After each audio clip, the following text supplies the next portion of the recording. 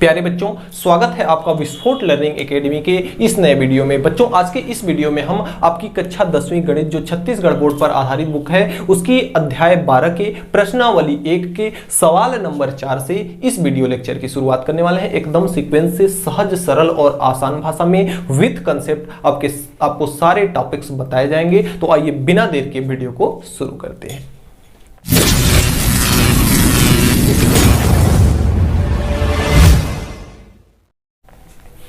देखिए, सवाल नंबर 4 जो है वह कहता है कि चित्र 31 में, आकृति 31 में जीवा AB बराबर कितना दिया है? 18 सेंटीमीटर। ये एक आकृति दी है, जीवा आपका AB है और AB बराबर दिया है 18 सेंटीमीटर। आगे कह रहा है कि PQ जीवा AB की लंब समद्विभाजक है। जो आपका PQ है AB की लंब समद्विभाजक है, यानी केंद्र से इस पर क्या डाला गया है? लंब डाला गया है। देखिए, कंफ्यूजन के लिए आपको कोण इस तरफ बनाया है, तो कोण इस तरफ बनाने से कोई कंफ्यूजन नहीं होना चाहिए, क्योंकि अगर कोई ये रेखा है तो इस पर ये कोण कितने का है? 180 अंश। तो अगर ये कोण आपका 90 अंश है तो यह भी कोण कितने का होगा? 90 अंश का। और यहां पे एक हमारा बन रहा है त्रिभुज, जो कि कैसा त्रिभुज है? समकोण त्रिभुज, क्योंकि एक कोण इसका क्या है? 90 अंश का है।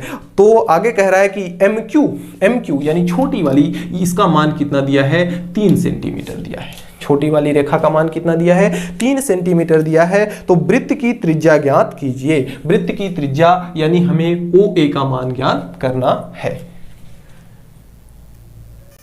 तो देखिए, यहां पे सबसे पहले हमने स्टेटमेंट लिखा है, जो चीज दिया है उसको लिख लिया। फिर दूसरा चीज हमने लिखा है कि वृत्त के केंद्र से जीवा पर डाला गया लंब जीवा को 2 बराबर भागों में बांटता है, इसलिए AM और MB आपस में क्या होंगे? बराबर होंगे। AM और MB आपस में बराबर होंगे। क्योंकि यहां पे AB बराबर दिया है 18, तो यहां पे आपका हो जाएगा 18 और AM और MB दोनों बराबर हैं, तो AM के जगह पे हम रख लेते हैं, हमें AM का ही मान चाहिए, तो MB के जगह पे AM रख लेंगे। तो ये आपका हो जाएगा AM, तो 18 बराबर AM प्लस AM 2AM हो जाएगा, 2AM। तो AM बराबर A इंटू M बराबर AM बराबर कितना हो जाएगा? 2 इधर आएगा तो ये आपका हो जाएगा 18/2, यानी कि आपका हो जाएगा 9 बराबर AM का मान कितना हो गया? 9। अब AM यहाँ पे क्या है? ये वाला है, तो इसका मान कितना हो गया? 9। दूसरी चीज, अब देखिए, ये आपकी त्रिज्या है, तो ये आपकी त्रिज्या हो गई।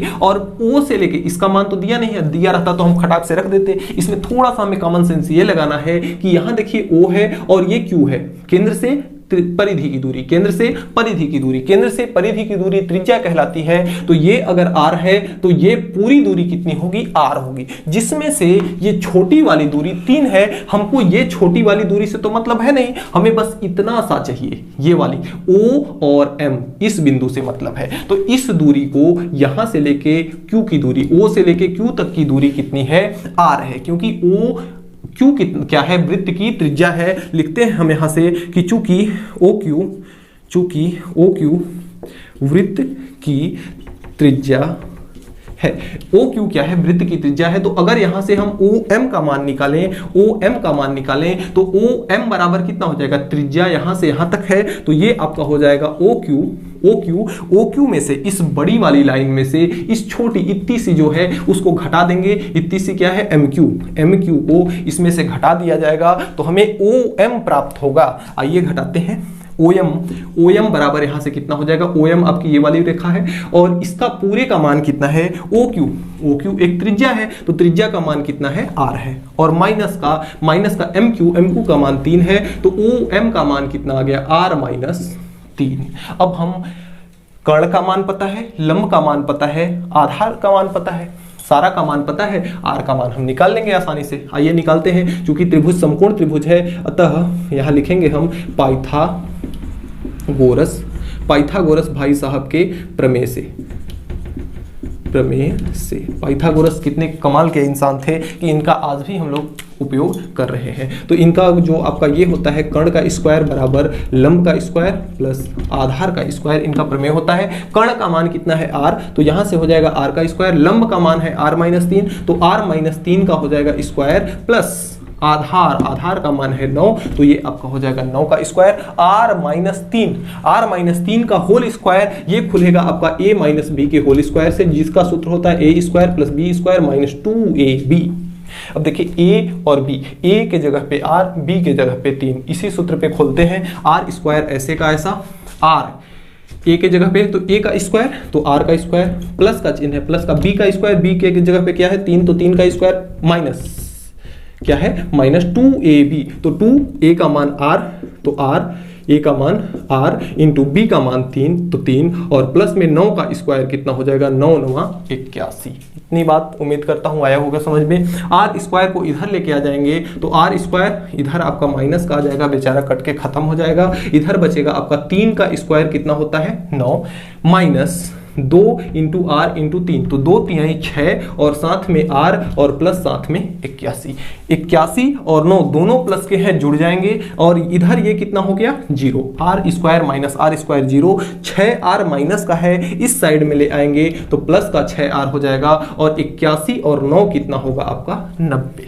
81 और 9 कितना हो जाएगा आपका 90 हो जाएगा। यहां से अगर हम r की वैल्यू निकालना चाहें, r बराबर तो 6 गुणा में है, उस साइड में ले जाएंगे तो भाग में हो जाएगा, तो 90/6 हो जाएगा। कितना हो जाएगा 90/6, और 6 के पहाड़ा में 90 आता है, ये चीज हम जानते हैं। तो 6 एक कम 6 और इसको काटेंगे तो ये आपका हो जाएगा 6 एक कम 6 30 बचा, और 6 पंचे 30, 15 छक्का 90। तो यहां से r बराबर कितना आया 15 सेंटीमीटर। तो इस r का मान कितना आ गया हमारा 15 सेंटीमीटर। अगर लंब का मान निकालना चाहें तो r-3 यानी 15-3 यानी कि कितना मान इसका आ गया 12। तो इस तरह से आपका चौथा सवाल कंप्लीट होता है।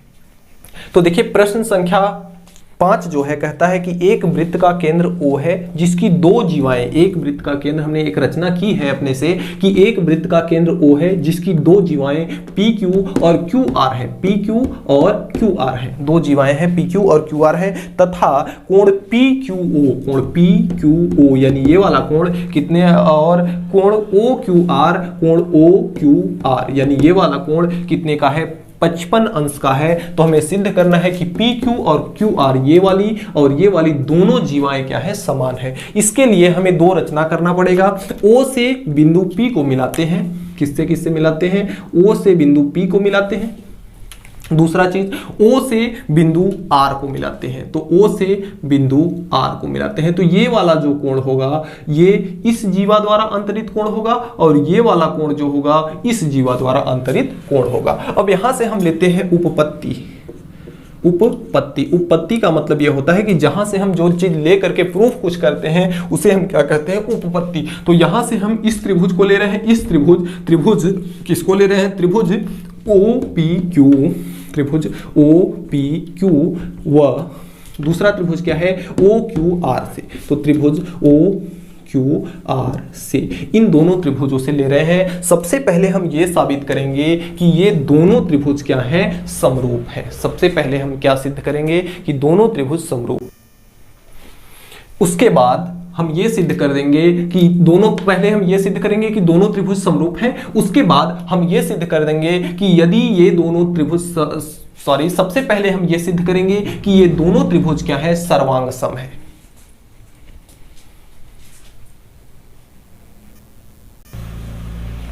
तो देखिए इन दोनों त्रिभुजों से हम लेते हैं, इन दोनों त्रिभुजों में कॉमन क्या क्या है देखते हैं कि PO से केंद्र से परिधि की दूरी और OR केंद्र से परिधि की दूरी, यानी OP बराबर है OR के, क्योंकि एक ही वृत्त की त्रिज्याएं हैं, एक ही वृत्त की क्या है त्रिज्या है, एक ही वृत्त की त्रिज्या है, इसलिए ये दोनों आपस में क्या होंगी बराबर होंगी, क्योंकि एक ही वृत्त की प्रत्येक जीवाएं क्या होती हैं समान होती हैं। और आपका अगर इस OQ भुजा की बात करें तो OQ भुजा इस त्रिभुज की भी है, OQ भुजा इस त्रिभुज की भी है, यानी हम यहां से लिखेंगे कि OQ बराबर OQ ये क्या है उभयनिष्ठ भुजा है, उभयनिष्ठ भुजा है। ये दोनों एग्जैक्टली बराबर है और ये दोनों उभयनिष्ठ भुजा है। और यहां से हम ये देख रहे हैं कि कोण PQO यानी कि कोण पी क्यू ओ बराबर है, ये चीज तो दिया ही है हमें, कोण ओ क्यू आर के, ये क्या है आपस में बराबर है, ये क्या किया गया है दिया है। तो हम ये चीज लेंगे, पिछली कक्षाओं में कक्षा 9th में आप लोग पढ़े हैं कि कोण भुजा सर्वांग समता, समरूपता नहीं, समरूपता तो आप इस कक्षा में पढ़ रहे हैं, वहां आपने पढ़ा है कि भुजा कोण सर्वांग समता प्रमेय। तो भुजा कोण भुजा सर्वांग समता प्रमेय ये कहती है कि यदि किसी भी त्रिभुज की दो भुजाएं एग्जैक्टली बराबर हों, एकदम हूबहू बराबर हों, और एक कोण उसका, दोनों त्रिभुजों का कोई भी एक कोण आपस में मिलता है, तो दोनों त्रिभुज क्या होंगे, सर्वांगसम होंगे। यानी कि त्रिभुज P ओ पी क्यू सर्वांगसम होगा त्रिभुज ओ क्यू आर के। ये दोनों त्रिभुज आपस में क्या होंगे, सर्वांगसम होंगे। हम जानते हैं कि कोई भी त्रिभुज सर्वांगसम कब होते हैं, कि जब इस त्रिभुज को उठा करके इस पर रखा जाए तो यह पूरी तरह से ढक ले, तो यह क्या कहलाएगा, सर्वांगसम कहलाएगा। अब देखिए इस भुजा के बराबर ये भुजा है और ये भुजा दोनों आपस में बराबर है ही, तो ये इसको जब उठा करके इस पे रखा जाएगा तो ये पूरा कब ढकेगा, कि जब ये भुजा इस भुजा के क्या हो, बराबर हो। तो अगर ये त्रिभुज सर्वांगसम है तो यानी कि भुजा पी क्यू बराबर होगा क्यू इंटू क्यू आर के। यही चीज हमें सिद्ध करना था, जो कि सिद्ध हुआ, इति सिद्धम। तो इस तरह से हमारा 5वां सवाल कंप्लीट होता है। अगले क्रम में प्रश्न संख्या 6 जो आपका है, दिया है कि केंद्र O वाले वृत्त में AB और AC दो समान जीवाएं हैं। AB और AC दो समान जीवाएं हैं, यानी इक्वल हैं, और यदि OD AB पर लंब हो, OD AB पर लंब हो और OE AC पर लंब हो, तो हमें सिद्ध करना है कि जो त्रिभुज आपका ADE बन रहा है वह समबाहु त्रिभुज है, समद्विबाहु त्रिभुज है। तो समद्विबाहु त्रिभुज क्या होता है, कि ऐसा त्रिभुज जिसकी दो भुजाएं आपस में बराबर हो, वह त्रिभुज क्या कहलाता है, समद्विबाहु त्रिभुज कहलाता है। तो इसमें हमें यह दिखाना है कि इसकी दो भुजाएं आपस में बराबर हैं। देखिए एकदम सीक्वेंस से सब कुछ है। इसमें जो पहले दिया है मैंने ये लिख लिया कि O वृत्त का केंद्र है जिसकी दो जीवाएं A व B और AC हैं, जो परस्पर क्या है, समान है, तथा OD AB पर लंब है और OE AC पर लंब है। ये चीज हमें दिया है, सिद्ध हमें ये करना है। और अगला हम क्या किए, रचना, क्योंकि हमसे पूछ रहा है त्रिभुज ADE, तो इसमें अगर हम एक रेखा खींचेंगे तभी तो दिखाएंगे ADE त्रिभुज। तो इसके लिए हम क्या किए, बिंदु E से D को मिला दिए, एक रचना कर दिए। अब यहां से देखिए जो चीज दिया है उसी में से हम लेकर के ये सिद्ध करेंगे कि ये त्रिभुज क्या है, समद्विबाहु त्रिभुज है। तो यहां से देखिए दिया है कि AB और AC समान है, यानी AB बराबर क्या है, आपका AC है। AB बराबर है आपके AC के। अगर हम इसमें ये कर दें कि AB/2, तो ये बराबर किसके होगा, AC/2 के। दोनों का हम भाग लगा दिए और समीकरण बना लिए इसको 1। अब अगला कंसेप्ट ध्यान से देखिएगा कि D पर क्या है, लंब है। OD क्या है, AB पर लंब है। और जब कभी भी लंब डाला जाता है किसी जीवा पर, वो भी कहां से, केंद्र से, तो वह जीवा को समान दो बराबर भागों में बांटता है। यहां से कि यदि किसी जीवा पर यदि लंब डाला जाता है तो वह जीवा को समान दो बराबर भागों में बांटता है। तो ये लंब डाला गया तो ये जीवा को दो बराबर भागों में बांटेगा, यहां लंब डाला गया तो ये जीवा को दो बराबर भागों में बांटेगा। पहले इस स्टेटमेंट को लिखते हैं, फिर हम आगे डिस्कस करेंगे। तो देखिए हमने स्टेटमेंट लिखा है, यहां से गजब का कंसेप्ट निकल के आने वाला है। देखिए हमने लिखा है कि वृत्त के केंद्र से जीवा पर डाला गया लंब जीवा को दो बराबर भागों में बांटता है। यदि ये जीवा पर लंब डाला गया है तो ये दो बराबर भागों में बांटेगा, यानी BD बराबर होगा AD के, यानी कि BD बराबर होगा AD के। दूसरा चीज, अगर दूसरे वाले में हम देखें, दूसरे वाले में देखा जाए तो यह भी इस पर लंब डाला गया है। तो इसी प्रकार आपका AE EC के बराबर होगा, AE बराबर होगा EC के। यहां तक बात समझ में आई। अब हम लेते हैं समीकरण नंबर 1 से। समीकरण 1 से, तो समीकरण 1 से लेते हैं, AB/2 है, AB/2 है। AB को हम क्या लिख सकते हैं, AB को दो भागों में बांटा है तो इसको अलग अलग लिख सकते हैं, BD + DA। तो AB को हम लिख सकते हैं आपका BD बी डी प्लस का डी ए, बटे में कितना है 2, तो बटे में 2 बराबर का चिन्ह है, बराबर ए सी, ए सी को इस बड़ी भुजा को क्या लिख सकते हैं ए ई प्लस ई सी, तो ये आपका हो जाएगा ए ई प्लस ई सी और ये बटे में कितना हो जाएगा 2। अब देखिए बी डी ए डी के बराबर है, बी डी ए डी के बराबर है यानी कि डी ए के बराबर है, तो बी डी के जगह पे ए डी लिख सकते हैं, लिख ले रहे हैं, तो ये आपका हो जाएगा ए डी, BD के जगह पे हमने क्या लिख लिया AD, BD के जगह पे क्या लिख लिया AD, तो ये आपका हो जाएगा AD प्लस क्या है आपका DA को भी हम AD लिख सकते हैं, क्रम पलट सकते हैं, कोई दिक्कत नहीं है, और बटे में कितना हो जाएगा 2। अब AE को हम क्या लिख सकते हैं, EC को हम क्या लिख सकते हैं, EC को लिख सकते हैं AE, तो AE को ऐसे ही रहने देते हैं, प्लस EC को हम क्या लिख सकते हैं, EC को लिख सकते हैं AE, तो EC बराबर आपका हो जाएगा AE और बटे में कितना हो जाएगा 2। AD प्लस AD कितना हो जाएगा 2AD बटे 2 और यहाँ बराबर AE प्लस AE कितना हो जाएगा 2AE और बटे में कितना हो जाएगा 2, 2 से 2 कट जाएगा आपका, यहाँ से निकल के आएगा आपका AD बराबर का AE।